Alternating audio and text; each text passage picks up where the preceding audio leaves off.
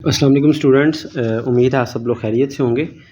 अच्छा बेटा, हमने प्रीवियस लेक्चर में क्वेश्चन नंबर 34, 35 भी कर लिया, 31 भी हमारा हो गया, क्वेश्चन 32 भी, 33 भी हो गया।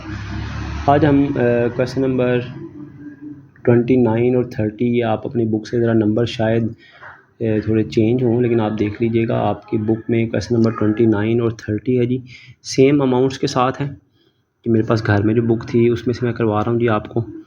क्वेश्चन नंबर 29 और 30, ये दो क्वेश्चन हमारे सिर्फ रह गए थे, ये मैं आज आपको करवाने लगा हूँ जी। क्वेश्चन नंबर 29 हम पहले करेंगे, 30 मैं आपको रीड आउट करवा दूँगा, वो आप देख लीजिएगा। मैं पहले क्वेश्चन नंबर 29 रीड आउट कर रहा हूँ, इसको ज़रा ध्यान से देखिएगा।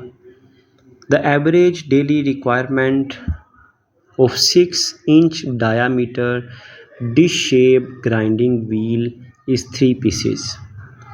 Average daily requirement 6 inch diameter dish shape grinding wheel, क्या मतलब है जी इसका? 6 inch diameter dish shape grinding wheel, इसका मतलब ये है जी कि कंपनी का जो मटेरियल है ना, जो कंपनी का मटेरियल है वो 6 inch diameter dish shaped grinding wheel है। वो एक व्हील है जिसका डायामीटर, ये वाली लाइन इसको डायामीटर कहते हैं, वो 6 इंचज़ है। 6 inch diameter dish shape grinding wheel है जो कंपनी ग्राइंडिंग के लिए इस्तेमाल करती है अपनी फैक्ट्री में। अब ये व्हील कंपनी डेली बेसिस पे यूज़ करती है, जैसे दूसरे बिजनेसेस का मटेरियल होता है, कंपनी का भी मटेरियल है ये, कि कंपनी ये व्हील इस्तेमाल करती है। ये इसकी एवरेज डेली रिक्वायरमेंट, इस व्हील की एवरेज डेली रिक्वायरमेंट आप देखें वो है 3 पीसेस। एवरेज डेली रिक्वायरमेंट है 3 पीसेस।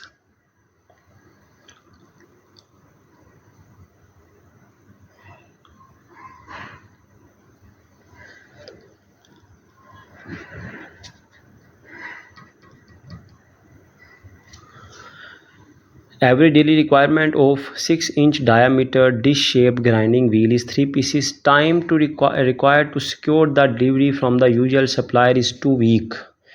Lead time जो है वो 2 weeks है,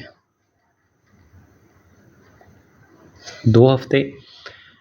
फिर time required to secure the delivery from usual supplier is 2 weeks. From the records of Novelty Toolworks, company का नाम Novelty Toolworks है, पास पेपर में भी क्वेश्चन आ चुका हुआ है।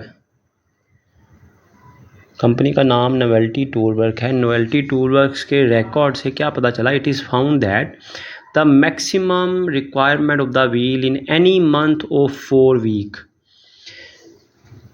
मैक्सिमम मंथली, अब यहाँ पर मंथली को क्या लिखा गया? 4 वीक्स।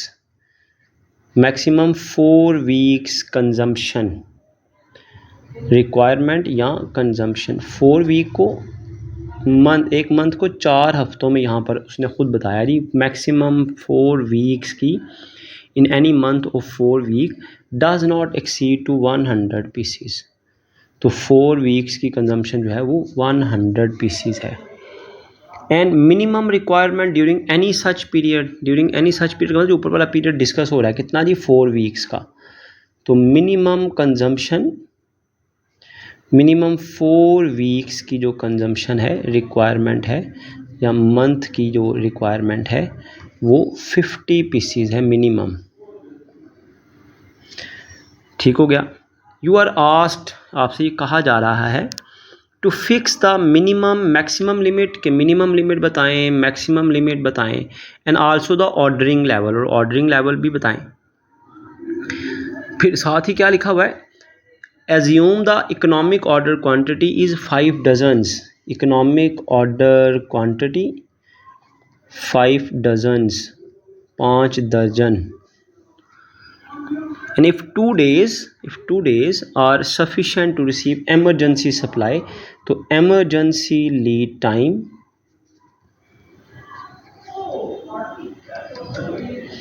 emergency lead time कितना है जी? 2 days,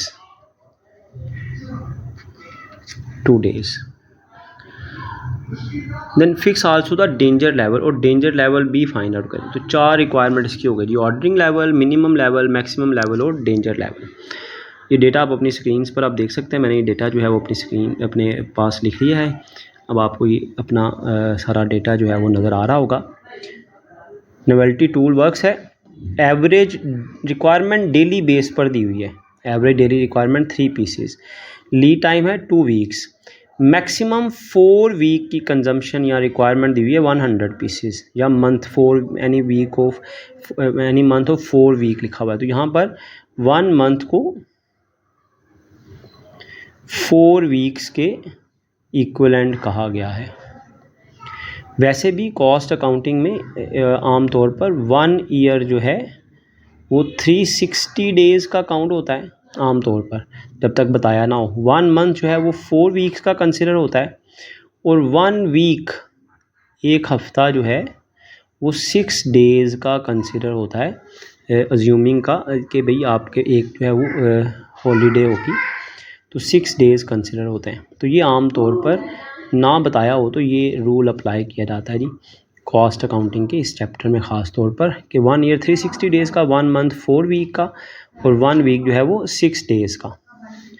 तो ये डेटा देखें जी आपके सामने है, मैंने जो अभी पढ़ा है क्वेश्चन उसमें आप मैच भी कर लें। Average daily requirement 29 number question है, लास्ट क्वेश्चन है इस चैप्टर का। 29 और 30 दोनों सेम है, 29 मैं करवा दूंगा, 30 आपने खुद कर लेना है। एवरेज डेली रिक्वायरमेंट देखें 3 पीसीस है, लीड टाइम 2 वीक्स है, मैक्सिमम 4 वीक्स रिक्वायरमेंट जो है वो 100 पीसीस है, मिनिमम 4 वीक रिक्वायरमेंट जो है वो 50 पीसीस है, और इकोनॉमिक ऑर्डर क्वांटिटी 5 डजन्स, 5 दर्जन का मतलब क्या होता है, इसको 12 से, एक दर्जन में 12 पीस होते हैं, तो इसका मतलब हुआ इकोनॉमिक ऑर्डर क्वांटिटी कितनी हो गई, 60 पीसेस। 5 डजन है तो एमरजेंसी लीड टाइम कितना है, 2 डेज़। अब करना क्या है जी, हमने सबसे पहले ऑर्डरिंग लेवल फाइंड आउट करना है। इस क्वेश्चन का इशू भी आपने ध्यान से समझना है, क्या इशू है जी, ऑर्डरिंग लेवल हम फाइंड आउट करने जा रहे हैं जी। ऑर्डरिंग लेवल या ऑर्डरिंग लिमिट पहली रिक्वायरमेंट है जी, क्योंकि बेशक आपसे पेपर उसने रिक्वायरमेंट में पूछा हुआ जी फिक्स करें मिनिमम लिमिट मैक्सिमम लिमिट, लेकिन ये याद रखें कि हमेशा पहले ऑर्डरिंग लेवल आएगा, ठीक है ना। उसमें बेशक लिखा हुआ you are required to fix minimum and maximum limit and also the ordering level, बेशक उसने ये लिखा हुआ है, लेकिन आप जानते हैं पहले ऑर्डरिंग लेवल कैलकुलेट होगा तो मिनिमम और मैक्सिमम लिमिट जो फाइंड आउट होगी। तो सबसे पहले हम ऑर्डरिंग लेवल फाइंड आउट करते हैं। ऑर्डरिंग लेवल का फॉर्मूला क्या है जी, मैक्सिमम, क्योंकि यहाँ पर सेफ्टी स्टॉक तो नहीं दिया हुआ, मैक्सिमम। अब आपको मैक्सिमम जो कंजम्पशन है ना वो कौन सी दी हुई है, 4 वीक रिक्वायरमेंट या मंथली रिक्वायरमेंट, तो maximum 4 week requirement multiply by lead time. जो इसमें इशू है वो मैं पहले भी आपको समझा चुका हूँ, एक दफ़ा दोबारा समझ लीजिएगा। मैंने पर्टिकुलरली इस वजह से यही क्वेश्चन एंड पे रखे हुए थे। 4 वीक की कंजम्पशन, एक महीने की कंजम्पशन है 100 पीसीस, ठीक है जी, मल्टीप्लाई बाय लीड टाइम। अब लीड टाइम किस में लिखा हुआ है, 2 वीक्स में। अब यहाँ पर ये पॉइंट आपने जहन में रखना है, देखें ये 4 वीक की है, ये 2 वीक्स का लीड टाइम है, तो 200 से मल्टीप्लाई होगा तो ये किस में आंसर आया, ये 200 आंसर तो आ जाएगा आपके पास, लेकिन व्हाट डज इट मीन्स। अब ये 2 हफ्तों की ज़रूरत तो 200 पीसीस तो नहीं ना है, ये तो 4 वीक्स की कंजम्पशन थी, 100 पीसीस 4 वीक्स की थी, लीड टाइम है 2 वीक्स, आपको 2 वीक्स का स्टॉक अपने पास मेंटेन रखना था। अब आपने 4 वीक की कंजम्पशन को 2 वीक्स के साथ मल्टीप्लाई किया, ये तो 8 हफ्तों की ज़रूरत आ गई, है ना। 4 हफ्तों की मैक्सिमम रिक्वायरमेंट कितनी है, 100 पीसीस, लीड टाइम है 2 हफ्ते, तो 4 हफ्तों की कंजम्पशन को 2 हफ्तों से मल्टीप्लाई करेंगे तो ये 8 हफ्तों की रिक्वायरमेंट ना आ गई। लेकिन हम तो सिर्फ देखें जी किसको माइंड में रखते हैं, सिर्फ लीड टाइम को। मसला ये है कि यहाँ पर जो मैक्सिमम कंजम्पशन है वो 4 वीक्स में है और लीड टाइम 2 वीक्स में है। होना ये चाहिए था कि जो मैक्सिमम कंजम्पशन है ये पर वीक होनी चाहिए थी, जो 4 वीक्स मंथली की बेस पर दी हुई है इसे पर वीक होना चाहिए था। इसी तरह मिनिमम कंजम्पशन को भी पर वीक होना चाहिए था। तो इसका हल फिर होता है, यहाँ तो हम लीड टाइम को बदल लेते हैं, 2 वीक्स का इसको 4 वीक में बदल लें, और इसको 4 वीक्स के हिसाब से बदलेंगे तो 4 वीक्स के हिसाब से 2 वीक्स कितने बनते हैं, हाफ। फिर इसका बेहतर हल है आप मैक्सिमम और मिनिमम कंजम्पशन को पर वीक में बदलेंगे ना, तो 2 वीक से मल्टीप्लाई करेंगे तो 2 वीक के हिसाब से आपके पास जो है वो कंजम्पशन पैटर्न आ जाएगा। ठीक है ना। देखिए अगर जैसे आप पहले करते रहे मैक्सिमम डेली कंजम्पशन होती है, मैक्सिमम वीकली कंजम्पशन होती थी। अभी जब आपने क्वेश्चन नंबर 28 किया था, देखें उसको भी ध्यान से, जिसमें 6 महीने की, हर महीने की कंजम्पशन दी हुई थी। अब यहाँ पर 4 हफ्तों की कंजम्पशन है, तो इसको 1 हफ्ते में बदलने के लिए 4 पर डिवाइड कर देंगे दोनों को। ये आ जाएगी 25 पीसीस पर वीक, ये आ गई जी 12.5 पीसीस पर वीक। अब ये पर वीक में बदलेंगे तो ये कैलकुलेट होगा, ये नहीं था कैलकुलेट हो सकता, ये गलत आंसर है हमारा, क्योंकि ये वीकली होनी चाहिए थी। ये पर वीक होगी, 2 वीक से मल्टीप्लाई करेंगे, जैसे मैंने बताया था कि जिस यूनिट में ये है उस यूनिट में ये होना चाहिए। लीड टाइम वीक्स में है ना, तो इसको पर वीक होना चाहिए, 4 वीक्स में नहीं हो सकता। 4 वीक 2 वीक से मल्टीप्लाई नहीं होंगे, वो तो 8 हफ्ते की कंजम्पशन आ जाएगी। तो आपने maximum weekly consumption find out की, वो पर वीक है 25 पीसीस। अब आप समझ रहे हैं ना बात, 4 हफ्तों की ज़रूरत है, 100 पीसीस से 4 पे डिवाइड किया तो 25 आ गया, 25 पीसीस आ गया। ये मिनिमम 50 पीसीस थे, 4 पर डिवाइड किया तो 12.5 पीसीस पर वीक आ गया आपके पास। तो ये पर वीक लाना, पर डे लाना, पर मंथ लाना ये ज़रूरी है, क्योंकि जिस यूनिट में ये है उस यूनिट में लीड टाइम होगा तो अगर ये 4 वीक में है तो इसको भी 4 वीक के लिहाज से, अगर ये पर वीक है तो ये देखें 2 वीक्स में आ जाएगा। तो 2 वीक से मल्टीप्लाई करेंगे तो ये हमारे पास ऑर्डरिंग पॉइंट, ऑर्डरिंग लिमिट का आंसर आ जाएगा 50 पीसीस। ये ऑर्डर लिमिट आपके पास इसका आंसर आ गया जी। ये फर्स्ट आंसर आपका हो गया। मैंने इसलिए पहले लिख कर काटा है ताकि आपको समझ आ जाए कि देखें ये 4 वीक्स में 100 यूनिट्स हैं, तो 2 से मल्टीप्लाई करेंगे तो ये तो फिर 200 पीसीस आ जाएंगे। 200 पीसीस तो जाहिर सी बात है, अगर 4 हफ्तों की ज़रूरत 100 पीसीस है तो 200 पीसीस तो फिर 8 हफ्तों की ज़रूरत है। जबकि हमारा पॉइंट ये था, हमने जब इस टॉपिक के शुरू में पढ़ा था कि जब भी हमने ऑर्डरिंग लिमिट फाइंड आउट करनी है, ऑर्डर पॉइंट फाइंड आउट करना है, तो इसका मतलब होता है हम क्या फाइंड आउट करते हैं, उस लीड टाइम के दौरान जो स्टॉक चाहिए। तो लीड टाइम 2 वीक्स है, 2 वीक्स का स्टॉक हमने निकालना है जी। तो ये 4 वीक्स का, इसको पहले पर वीक में बदलें, पर वीक को 2 वीक से मल्टीप्लाई करेंगे तो 2 वीक्स का स्टॉक आ जाएगा। होप्स हो कि आपने मेरी बात अंडरस्टैंड कर ली होगी। इससे पहले भी मैंने आपको एक क्वेश्चन में ये चीज़ समझा चुका हूँ मैं आपको। सेकेंड रिक्वायरमेंट है जी, आपने मैक्सिमम लिमिट फाइंड आउट करनी है। मैक्सिमम स्टॉक लेवल या मैक्सिमम लिमिट और मिनिमम लिमिट। मैक्सिमम लिमिट का फॉर्मूला जी, यही जो ऑर्डर लेवल आपने निकाला है, ऑर्डरिंग लिमिट माइनस मिनिमम। अब मिनिमम कौन सी लिखनी है आपने, वो जो आपने ऊपर कैलकुलेट किया, मिनिमम वीकली पर वीक जो आपने फाइंड आउट किया, ये पर वीक लिखनी है। Weekly requirement multiply by lead time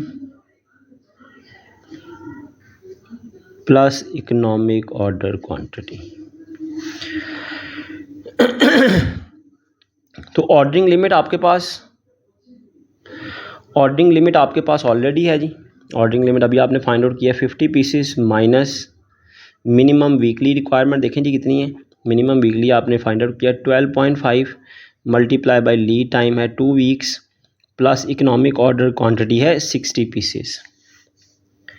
अब ये इसको सॉल्व कर लेते हैं जी। 50 माइनस 12.5 को 2 से मल्टीप्लाई करेंगे तो 25 आ जाएगा, प्लस 60 आ गया जी। तो ये आपके पास आंसर आ गया 85 पीसीस। ये क्या है, मैक्सिमम लिमिट का आंसर। एक आंसर हो गया, दूसरा हो गया। अब आ जाएंगे मिनिमम लिमिट पर।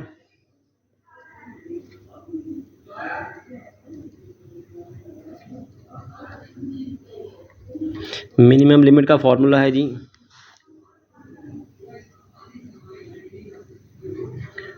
ऑर्डरिंग पॉइंट या लिमिट माइनस एवरेज। देखिए आप डेली बेसिस पे दी हुई, ये पॉइंट बड़ा समझने वाला है। एवरेज रिक्वायरमेंट आपकी पर डे दी हुई थी, एवरेज डेली रिक्वायरमेंट 3 पीसेस।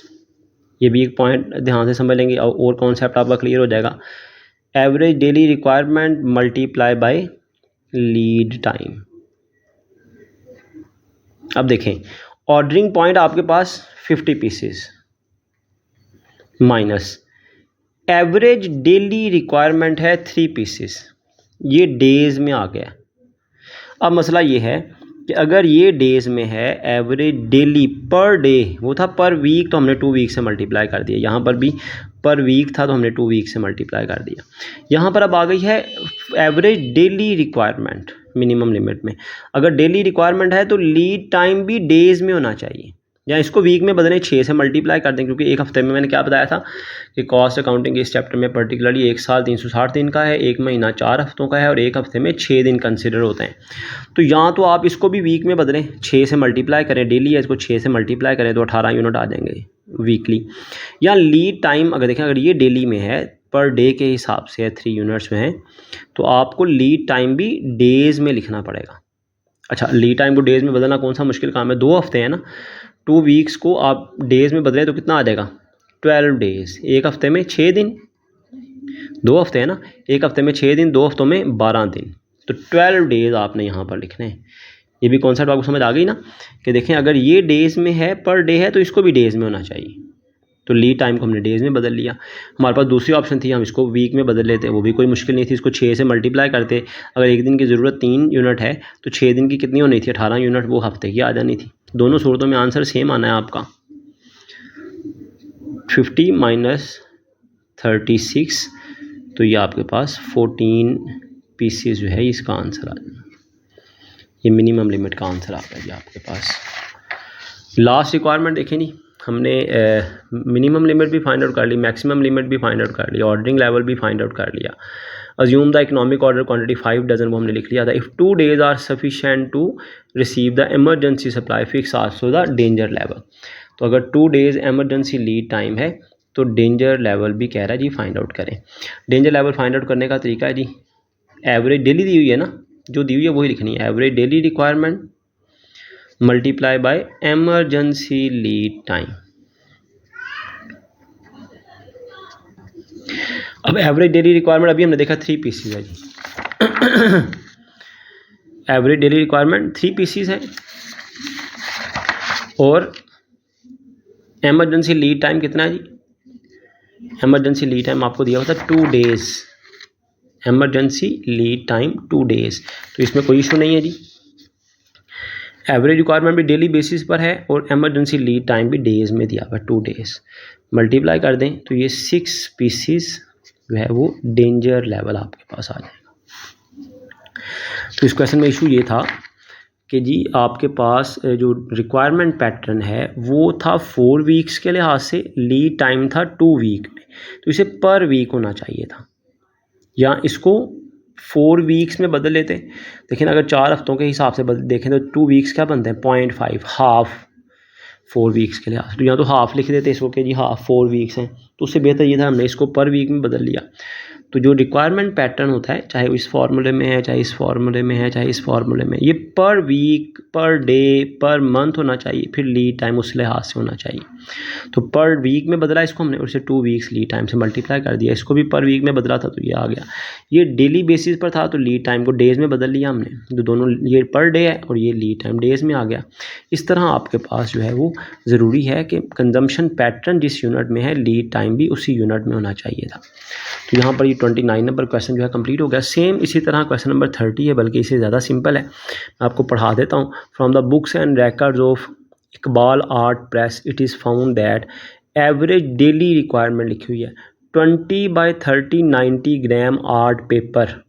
तो आपका इससे कोई कंसर्न नहीं है, 20 बाई 30 ग्राम मतलब 20 बाई 30 उसका साइज़ है, 90 ग्राम का पेपर है, उसका उसके रिम्स हैं, उसके बंडल्स हैं, तो आपकी तो तादाद है 50 रिम्स। देखिए ना क्या लिखा हुआ जी, 20 बाई 30, जिसका वहाँ पे था ना 6 inch diameter dish shape grinding wheel, यहाँ पर कंपनी की प्रोडक्ट का नाम क्या है, वो ये 20 बाई 30 ग्राम आर्ट पेपर है। हमारा इससे कंसर्न नहीं है, हमारा कंसर्न है यूजेज के साथ। 50 बंडल, 50 रिम्स कि एवरेज डेली रिक्वायरमेंट इस मटेरियल के कितने, 50 पैकेट, 50 बंडल। मैक्सिमम मंथली दी हुई है, एवरेज डेली है, मैक्सिमम मंथली की बुनियाद पे दी हुई है। Does not exceed 2500 reams. Minimum requirement any month is not likely to fall below 1000 ream minimum है। Time required to secure the delivery from the usual supplier, time जो required है वो 15 दिन है। अच्छा यहाँ पे देखें, ये तो डेली दिया हुआ था ना, तो ये टाइम 15 दिन आ गया। अब यहाँ पर मसला ये है, मैक्सिमम रिक्वायरमेंट मंथली दी हुई है, minimum requirement during any month, ये भी पर मंथ में दी हुई है। जबकि आपके पास लीड टाइम जो है वो 15 दिन लिखा, 15 दिन को महीने में बदलना होगा। तो 15 दिन आम तौर पर यहाँ पर इसके लिए कोई रूल नहीं है। 15 दिन जो है वो is equal to half month, ठीक है जी। 0.5 मंथ भी आप लिख सकते हैं। तो इसको अब आपको मंथ में बदलना होगा। जब एवरेज वाले से मल्टीप्लाई ना, फिर तो 15 दिन लग जाएंगे ना, फिर तो 15 दिन इस्तेमाल कर लेंगे। लेकिन जब आपने मंथली रिक्वायरमेंट के साथ मल्टीप्लाई करना है तो फिर हाफ मंथ लिखना है, क्योंकि 15 दिन से फिर मल्टीप्लाई नहीं कर सकते। वो मंथली था, या तो उसको पर डे में बदलें, वो मुश्किल हो जाएगा। मुश्किल इस वजह से 2500 को जब आप 30 से मल्टीप्लाई करेंगे तो वो पॉइंट्स में आंसर चला जाएगा। वो भी वैसे तो कर सकते हैं, वो भी कोई इशू नहीं है। तो यहाँ पर ये आसान काम है। मैंने कहा था दोनों सूरतों में ठीक है। चाहे तो आप बेशक लीड टाइम को बदल लें, चाहे तो आप कंजम्पशन पैटर्न को बदल लें, दोनों ऑप्शन ठीक होती हैं। इकोनॉमिक ऑर्डर क्वांटिटी 1200 रीम्स हैं, वही रिक्वायरमेंट है जी सेम आपके पास। तो ये चैप्टर हमारा यहाँ पे वाइंड अप हो गया। ये लास्ट 2 टॉपिक्स ही रहते थे। उम्मीद आपको समझ आ गई होगी। इनको अच्छी तरह सॉल्व करें। शाबाश। कोई मसला हुआ तो क्लास में पूछ लीजिएगा। जज़ाकल्लाह खैर।